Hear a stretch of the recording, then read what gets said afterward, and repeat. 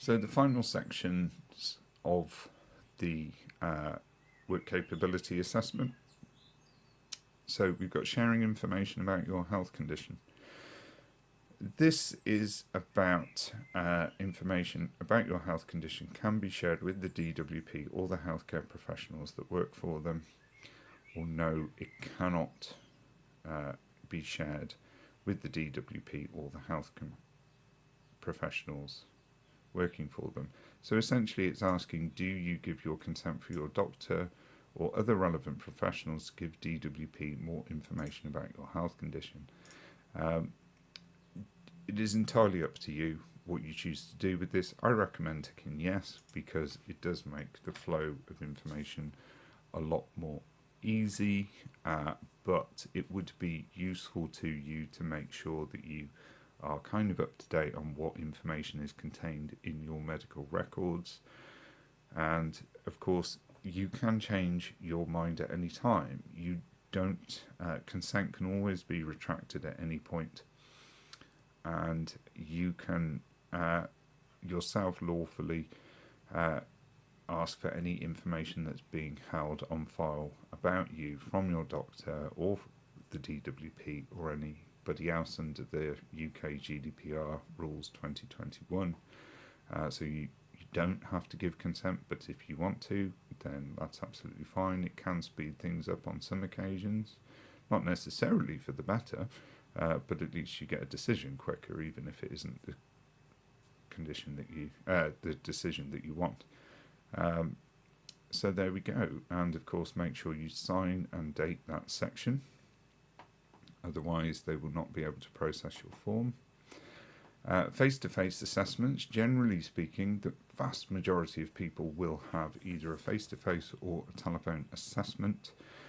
You must make it very clear to them what your needs are.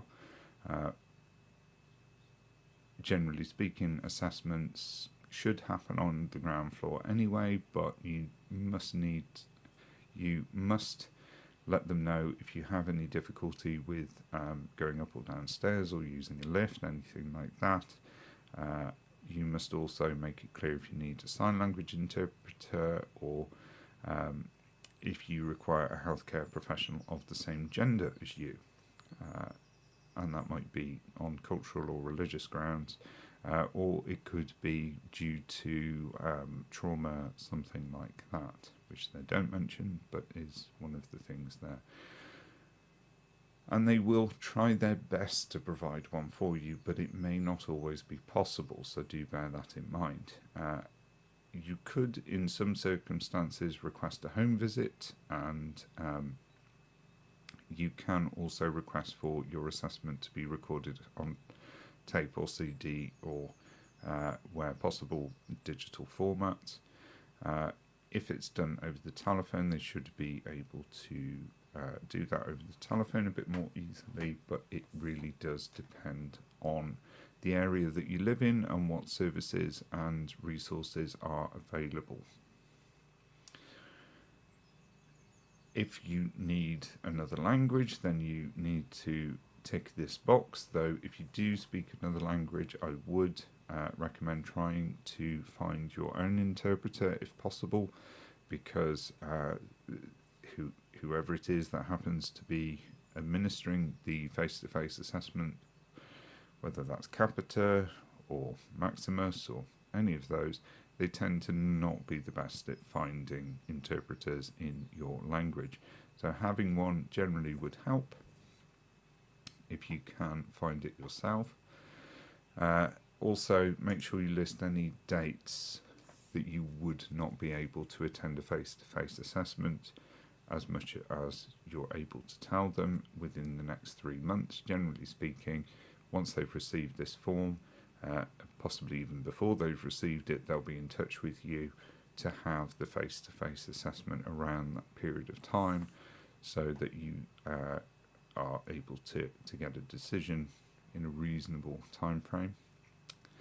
Other information, this is page 21, as we discussed earlier, where you can add additional information if you need to, or in fact you can continue on separate sheets of paper. Consent to notify your GP of the outcome.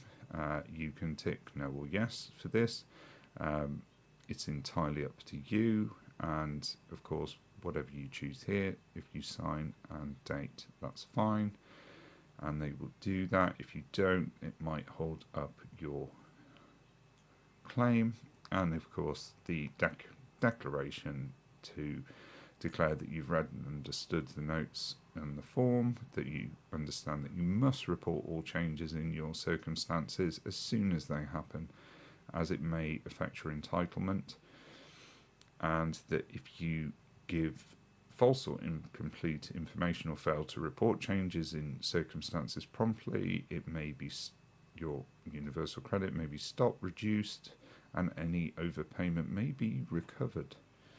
And there is the possibility of prosecution or financial penalty if they were to find that you had been acting unscrupulously.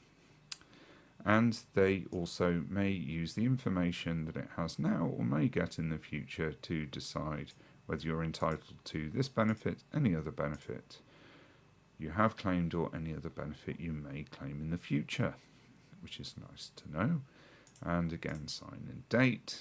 And of course, finally, if you are filling this in on behalf of somebody else, this is where you would fill in all your details. So make sure that you send it back once you've done that in the enclosed envelope on the date that they have suggested. Okay. I would also advise taking copies of this form before you send it off as well. That is very important. Having a copy really can get you out of a bind. You will remember earlier that I mentioned about the telephone number. If you have stuck with me for that long, if you've put the telephone number down in there and it's a change of phone number and they phone you on the wrong phone number, you can at least then say, no, look, see, we did tell you what the telephone number was. That was your mistake, not ours. So, keeping a record, keeping a copy of these forms can be very useful in the future.